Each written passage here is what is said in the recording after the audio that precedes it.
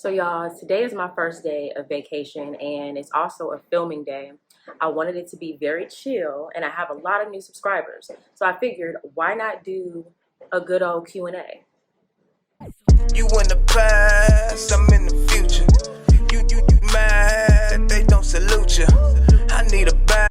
Thank you so much for clicking on this video. If you're new here, my name is Keela Trishan and I make videos on lifestyle, insurance, and mental health. I also do vlogs, day in the life in the insurance industry, day in the life with a toddler, all the things. So if that's something that interests you, go on ahead and click that subscribe button below. Be sure to turn on your notifications so you don't miss anything from me. And if you're returning, thank you so much for coming back and thank you for your support. So first off, I want to say that I have my dishwasher running in the background because, dishes was a little crazy. And like I said, I'm off today, so I want to try to clean up. So I apologize for that if you hear it in the background. I will try to play with it during editing, but my apologies up front. So as I preface, I wanted to do a very chill video because I do have a lot of new people here, and if you have not been watching since the beginning or if you see videos here and there, you may not really know about me, which is normal. I do see other YouTubers doing this like from time to time, and I wanted to do one.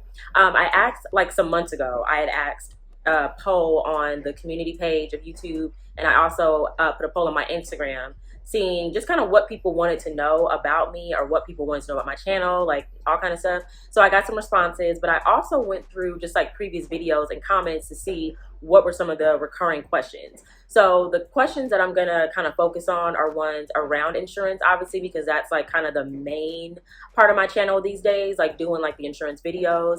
I'm also gonna talk about my personal life a little bit, and I'm gonna talk about just being on social media in general. So if you were interested in just kind of getting to know me a little bit more, what I'm about, why I'm even here, definitely go on ahead and stay tuned. Okay, so the first round of questions is going to pertain to insurance specifically. So the first question that I get a lot is, how did you get into the insurance industry?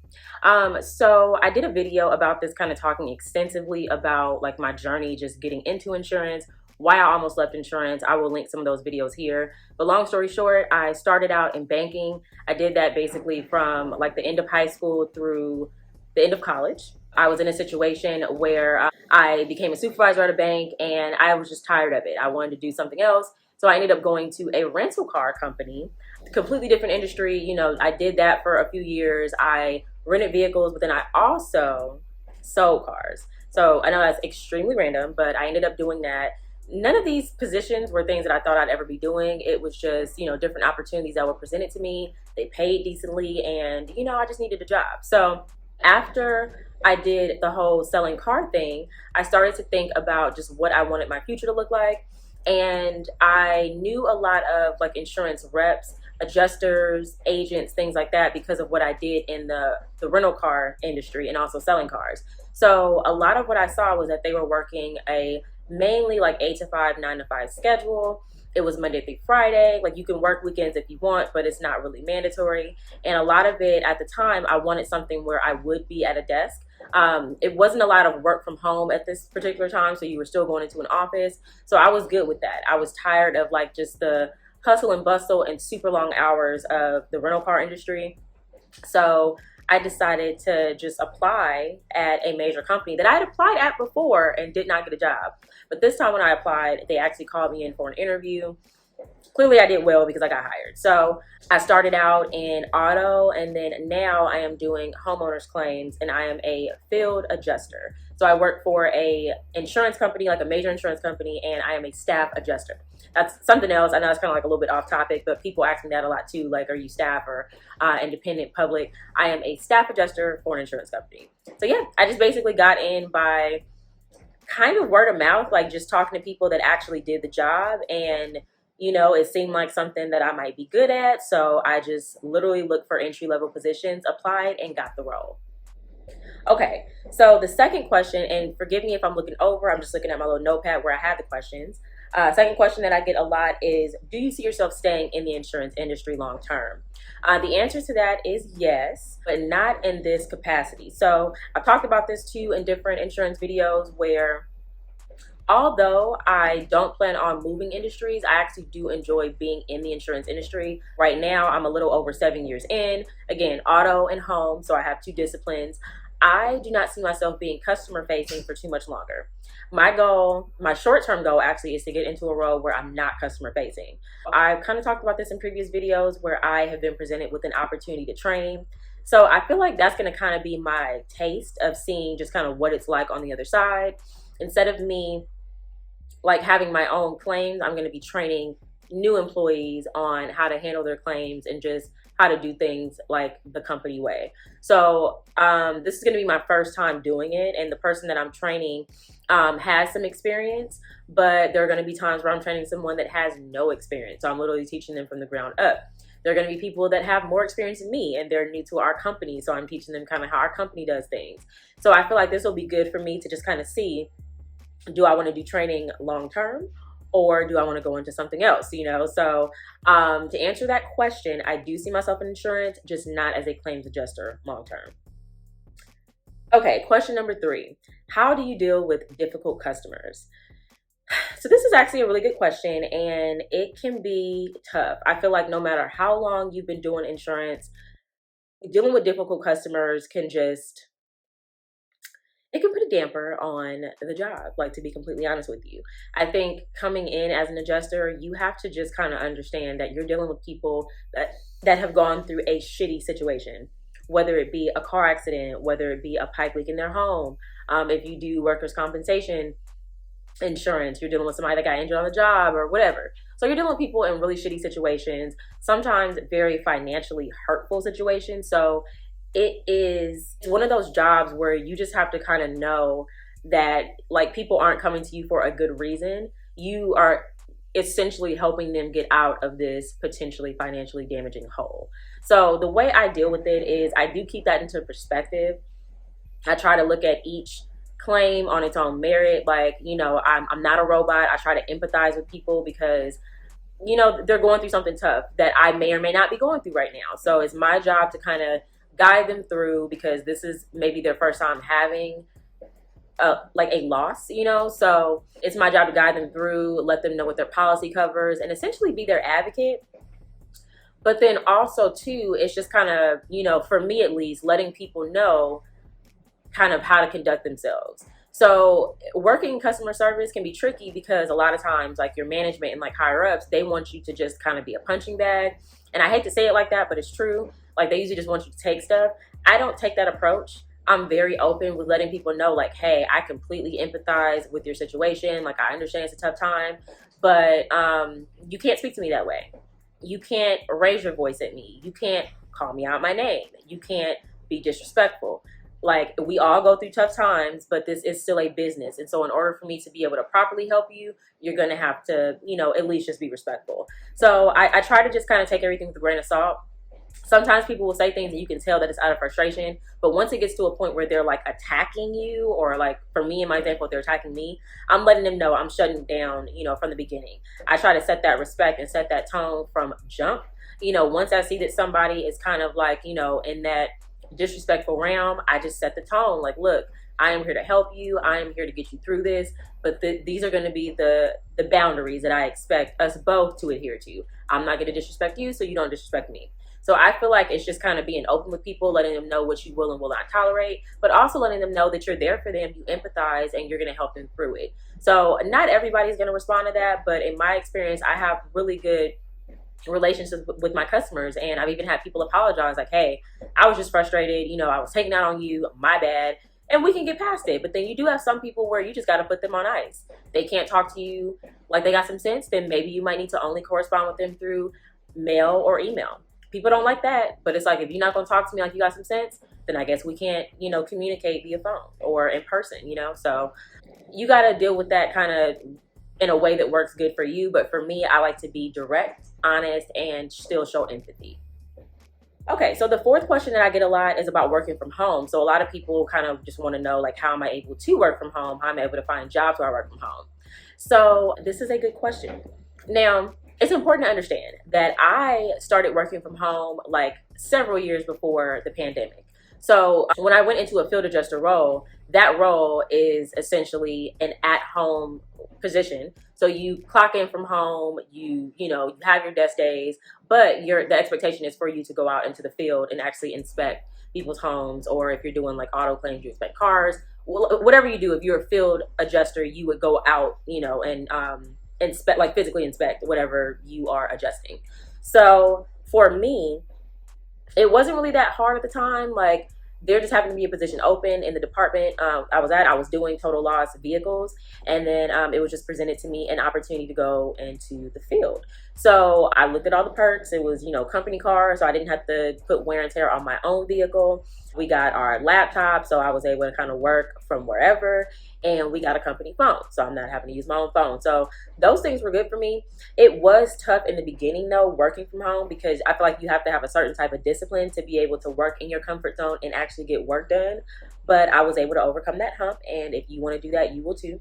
But I would say these days, like, getting a job working from home is way easier, because after the pandemic, there are a lot of companies that let their employees stay remote, and there are a lot of companies that are offering remote work because, one, I feel like, just looking at it from like a business standpoint, they don't have to pay the overhead that they would normally pay if you have people in the office. You have them in the office, and you have to make sure that, things are up to par safety-wise. You have to make sure that they have desks and computers and, like a break room type situation, bathrooms, like all kind of stuff like that. Power, obviously, like all these things that you have to pay for in a brick and mortar building, you don't have to pay for if you have employees working remote. You just provide them with the equipment, and then they take care of all that stuff on their own. So really, if you want a work from home position, it's just about, going online, making sure that you're typing in specifically remote work in the field that you want to work in. And honestly, the world is your oyster. You will see there are a lot of companies that they may be out of state, but because the work is remote, they'll hire somebody in your area. You just never know.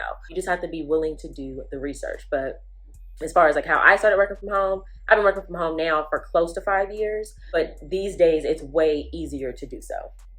Okay, so the last question I'm going to answer, like regarding work, is basically, how do I work with my kid around?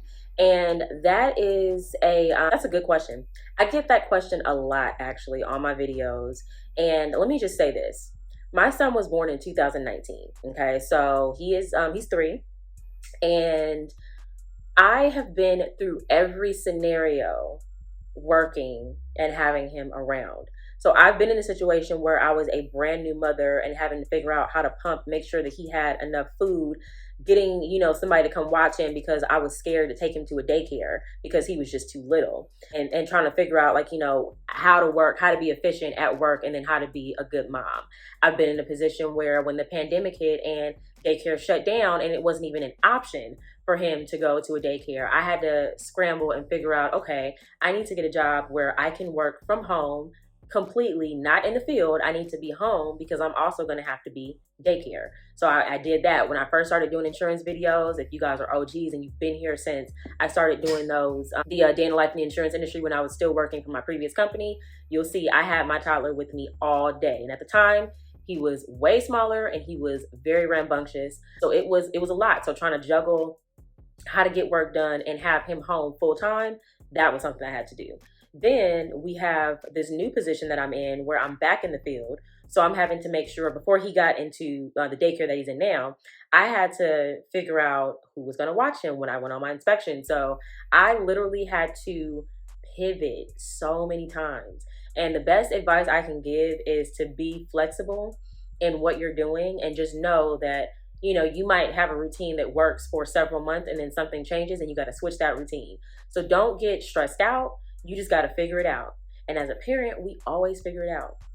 It came a point, especially with this job, where daycare really was the only option. I needed to get him into a facility. But my goal when I became a mom was to not put him into a facility until he was able to talk and verbalize what was going on, what he needed, just in case there's anything funny happening that I need to go and address. He's able to tell me. So we're at that point now where he's talking, he's, walking, he's potty trained. So he can tell me, mommy or daddy, this is what's happening, whatever. So that was really my goal. I was in a position where I had him in a daycare for a very quick stint, but it was right before the world shut down. And even then I wasn't comfortable. It was just with the job I had to get him into something. So Yeah, I've been through it all. So when you guys ask me about, just like what am I gonna do, I'm nervous because I got a work from home job and I'm gonna have my kid with me. Best thing I can tell you is you're gonna do it. You're gonna make it work. You just have to get into your routine. Don't let it scare you. Is it gonna be easy? No. But is it impossible? Also no. You just have to figure out what works for you, what works for you, your routine, and what works for you and your baby. Because every baby is different. So yeah, I've done it all with working from home with a kid, working in the field with a kid. So I know the struggles, but again, you will always figure it out. All right, so the next set of questions are going to be kind of surrounded around my personal life. So let's just go ahead and jump right in. First question that I've gotten a couple of times, but I just think is so funny, and it's probably because people are trying to just figure out, how I do things, why I do things, whatever. But I've been asked a lot what my sign is, and my astrological sign is Virgo. So I am an August Virgo. The reason why I am on vacation is because my birthday is coming up.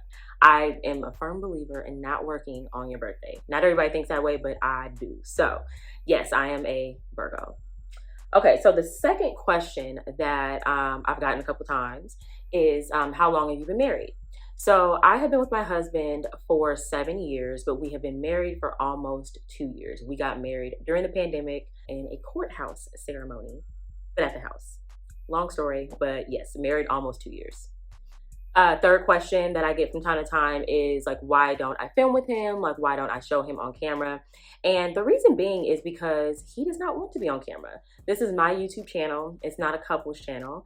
And also, he's not really on social media like that. So I don't feel the need to, force him to be on camera. Sometimes he may be in the background of a video, like if I'm doing a day in the life of something and he's like around, or you may hear his voice, like if I'm cooking or something. Like I haven't really done like cook with me videos in a while, but he may be in the background or something like that. But as far as being on camera, that's not really his thing. That's my thing. So yeah, that is why I don't bring him on camera. If he ever wanted to be in a video, or if he ever, pops by or he's in the background somewhere, then y'all will see him. But other than that, this will just essentially be my channel, and then you'll get peeks here and there of my family that is okay with being online, and then also my son. He will make his little cameo from time to time. Fourth question is, what do you do outside of work? So I assume this person meant like, what do I do for fun? These days are very busy. So I work full time, and I have a toddler, I have a husband, and I have a household. So a lot of my time outside of work is going towards chilling, because I don't really get a chance to chill. Even today, I took my son to school, and I literally came home, drank my coffee, and sat in silence for like an hour. I was joking about that on Instagram, but I was dead serious, and that's exactly what I did. So really for me, outside of work is just relaxing. I also work out. I've mentioned before to you guys that I'm on like a fitness journey. And I would say it's like a lifetime fitness journey, because I don't want to fall off anymore. This is probably the longest I've been consistent. It's been like a year at this point that I've been consistent with working out. Like I may have weeks where I don't work out, 3 or 4 times like I usually plan, but I have not gone a week at all since I've started where I haven't done anything. Like I'm at least getting like 2 days of activity in. So yeah, so working out, I would say. If I'm feeling real snazzy, I may go out for a drink or, brunch or something with the girls. I'm not really at a point in life where I like club anymore. I did a lot of that in like my early 20s, but these days, just kind of being a mom and wife, I will do a brunch or, maybe an early dinner or happy hour or something. Haven't done much of that these last couple of years, obviously, but that is something that I like to do once things are kind of open and when I have free time. Believe it or not, I like to cook. I really enjoy cooking. So I was on like a very heavy like meal prepping situation, especially like when I first started the fitness journey, but I have since fallen off with that because I use the weekends to just chill. So when I have a moment to cook, I will, but I've been doing a lot of DoorDash, which I don't like to do, and then also just buying like frozen stuff that's quick. But when I have the time, I do like to go in the kitchen and try out new recipes and cook. So that's some of what I like to do outside of work. Okay, so the last question that I have that I get like sometimes pretty often in doing my videos is, how do you deal with stress? And so I'm gonna kind of talk about this, like stress with work and stress in personal life. I'm big on self-care, like really big on self-care. And I've been kind of on that way for some years now. I used to live a very like stressful life. And I say that because I would take on the problems of, you know, just like other people. If somebody has something going on in their life that I felt like I could fix for them, whatever, I would try to fix it. Used to loan a lot of money. I just used to just like entertain a lot of bullshit, if I'm gonna be completely honest. These days, I don't have time for any of that. I keep my money to myself. If I am letting people borrow money, it's not more than what I can afford, you know, which I think is just a good rule of thumb. Don't give people your last because they don't have it, you know, and you don't want to put yourself in a position where you don't have it and where you ruin a relationship. So I stopped letting people borrow as much money. I make intentional time to like tend to myself. I talk about this a lot with work because since I do work in a stressful industry, in a stressful job, it's very important that I keep my mental health like in the forefront, and I can only do that by making sure that I like purposely plan for myself. It could be something as simple as making sure that I take a proper lunch. I can't tell you how many times I've been sitting at my desk, you know, working, and I can't figure out a coverage decision, or I'm just having trouble figuring whatever it is out. And then I look around, it's been hours. I haven't had any water. I haven't had anything to eat. So I'll talk to you guys about that in different videos. Like, make sure that you're scheduling time to pour back into your cup. Sometimes literally, like, you need to pour some water in that cup. I'll try to do things like get massages and, you know, just like even just like mindless activities like doing my hair, going to the nail shop, stuff like that, like things that make me feel good. So it doesn't have to be extravagant for me. It's just like, what am I doing for me, and making sure that I'm putting myself on that list that I'm putting everybody else on. I think sometimes as a parent, I'm not going to say like mother or father, because I'm sure that, you know, fathers go through that too. But speaking as a woman, being a wife and being a mom, you know, a lot of my like free time will go towards making sure that they're straight. But I also have just incorporated making sure that while they good, I need to make sure I'm good too. So just tending to yourself, basically, making sure that you are taking care of yourself from like the basics, like taking a shower, making sure that you know, that your hygiene is on point. I'm a big fan of personal hygiene. Making sure that you have enough to eat, making sure you have enough to drink, things like that. Exercising, moving your body, getting sunlight. Those are things that I do to de-stress in my personal life and work life.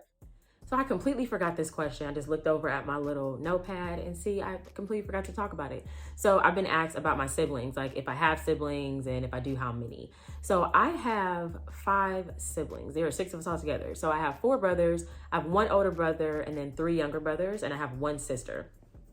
If you've been here for a while, then you have seen them on my channel. I did a video last year, like with like my siblings, not the older one, but like the younger ones. Did a video with them specifically on my Carpet Chronicles little series. I was doing that for a little bit last year.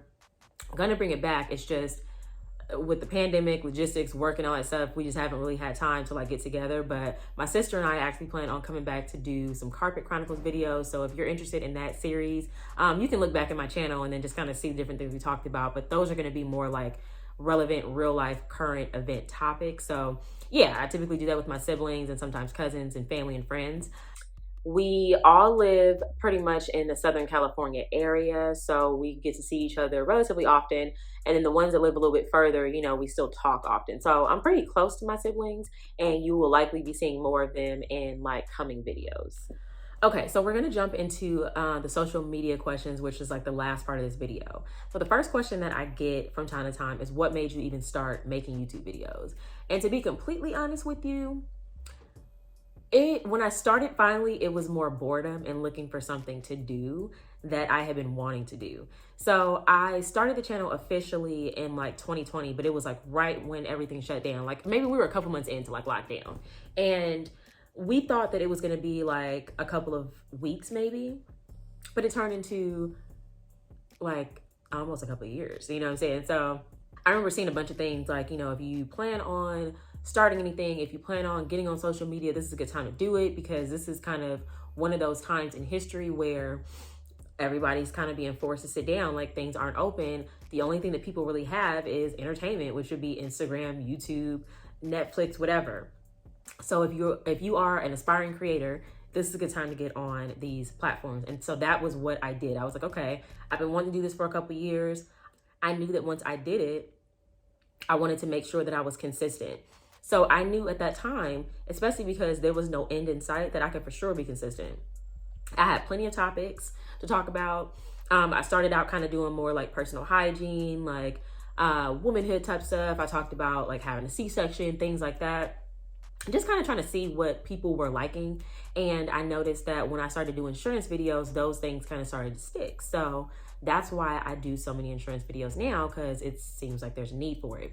But with that, I still like to do lifestyle things, because I watch a lot of like lifestyle channels and stuff like that, and it actually interests me. So I try to do things like that, just showing people how I do certain things, like when it comes to work, when it comes to morning routines, night routines, dealing with a toddler, things like that. So yeah, I pretty much started because, again, like it was a good time to start. Didn't really have shit else going on. So it was like, okay, this is something that could kind of occupy my time. And it's turned into this. Like, I feel like we've created a great community over here on this side of YouTube, and I am just looking forward to it expanding as time goes on. Second question is, how do you stay consistent? So this is actually, it's an interesting one, because I was actually concerned about like staying consistent and figuring out different videos when I got on the platform. So I started out with like a bunch of topics, and I would suggest anybody that's looking to start a YouTube or even an Instagram, honestly, I would suggest that you have like a bunch of content kind of ready to go, so you can kind of give yourself a buffer. So when you do start to kind of run low on different ideas, you give yourself time to brainstorm, and you don't feel super pressed because like, oh, I got to put out something today, I got to put out something whenever. So I had a lot of different topics. I still do, like I still go back to that list sometimes, and I've expanded on it obviously since then, because I started a couple years ago. So I will go to that list and just kind of look at just different things that I haven't touched on, or different things that I feel like may be good, like based on what you guys are liking. Also, you guys help a lot. So when people ask me like, oh, do you have a video like this, or would you do a video like this, things like that, if it's something that makes sense for my channel, I will absolutely add it to my arsenal, and then that will now become a video idea. There are a lot of video ideas that I've gotten just simply, you know, reading the comments that you guys leave on the video. So I guess to answer the question in full, I typically will have a running list. When I feel inspired by something, like if I'm watching a YouTube video and I'm like, oh, I can make that work for my channel, I'll jot it down real quick or put it in my phone. And then also I pay attention to the comments. If you guys say that you want to see something, and again, it's something that makes sense for my channel, something that I can film, I absolutely will put that on my like content calendar and just plan when I'm going to do it and when I'm going to release it. Okay, so the third question that I get is, how do you handle negative comments? And the short answer is, I don't. Like, I'm big on the oh okay response, or laugh out loud okay. Like, I don't really give it too much thought, because I feel like, one, if you're taking the time out to leave a stupid ass comment on my video, and people have this thing where they think that like if they say something negative, it's constructive, and it's like, but it's one thing if you actually are being constructive, if you're actually giving like feedback, like, hey, maybe you could try this, da, da, da, da. But if you're just like trolling somebody, like that's not constructive, you know? So weird. But anyway, I just kind of like take it with a grain of salt. I look at it as, okay, thank you for the engagement, because YouTube doesn't know that this is a negative comment. YouTube sees it as a comment on the video. So I'm gonna respond back because engagement, but I'm not about to sit over here and give you the time of day. Now, there was a comment, and I had talked about this in one of my previous Day in the Life videos, where I was saying that this person had kind of responded, essentially saying that it looks like I don't do shit during the day when I'm working. And it really like pissed me off. But I talked to my best friend about it, I talked to my family about it, because it bothered me. And they brought me back to reality. Like, look, you know, somebody that is taking the time to say this on your video, like you watch the video and go through all that, like you clearly don't realize that it's curated.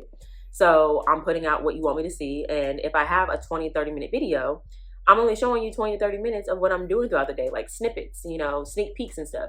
I couldn't film my whole day, 8 hours. First of all, who gonna edit that? Second of all, who gonna watch that? You know, if you saw the full 8 hours, then you probably would be like, I don't know if I want to do this. You know what I'm saying? So anyway, when it comes to negative comments, I typically just take it with a grain of salt. I don't get too many in the bigger scheme of things, but I have noticed that like as my channel is growing and as more people are watching videos, those comments sometimes, like maybe where before I might have had like 1 or 2 negative comments a month or something, or 1 or 2 negative comments every 2 months. Now it might be one or two negative comments every couple of weeks or something. So I do understand that it's just kind of like what it is to be on a platform. Like you're putting out information. People can agree with it. People can disagree with it. People can say what they want. So like, to be on this platform, you kind of have to be prepared for that. And I did mentally prepare myself for that when I got on the platform. So I just kind of let them do what they do. I just make sure that I always respond, because again, it is engagement. So even if I'm just saying, okay, thank you. Okay, so the last question regarding social media is, would you ever consider doing YouTube or Instagram full time? Now, this is an interesting question. So I know I've said it before, but my long-term plan regarding work is to be in a position where I can kind of run my schedule. So I don't necessarily have a problem with the 9-to-5 life. I know there's like this like ongoing debate on what's better, being an entrepreneur or being an employee. And I think that each one has its pros and cons. So where I'm at right now and where my channel's at, I am monetized, but it's nowhere near the amount of money that I would need to make in order to go full time. So I would say as of right now, the answer would be no. I'm just not in a position. It's not, I love YouTube and I like doing things on Instagram, but I'm not at a point where I want to just like quit my job and just do this completely full time. I'm not really there yet. I do think that, like I see people that do their 9-to-5 and do like YouTube or Instagram and stuff. And I think that is kind of more what I want to do. Like, part of the reason why I got to where I am with YouTube is doing the insurance videos, and I actually enjoy doing that for you guys. And truth be told, I don't like hate my job. I hate some days and some aspects of the job, but I don't hate it in total, you know? So I think that for me, it would be good to like still have that aspect of my life, share that with you guys, and then just kind of do this on the side. So as of right now, it would be a no, I wouldn't do it full time. But if the opportunity ever presented itself and it like made sense for me and my family, definitely something that I would think about and consider in the future. All right, you guys, so that is all that I have for you today.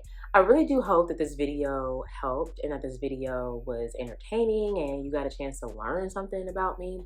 I typically will like share this information in like snippets on different videos, but I wanted to kind of put together like a full-fledged Q&A because I have not done one before. And again, like I said, there are some new faces that have subscribed. So I just want to kind of let you know what I'm about and what you're in store for subscribing to this channel. So yeah, if you have any other questions that I did not touch on, feel free to leave them in the comments.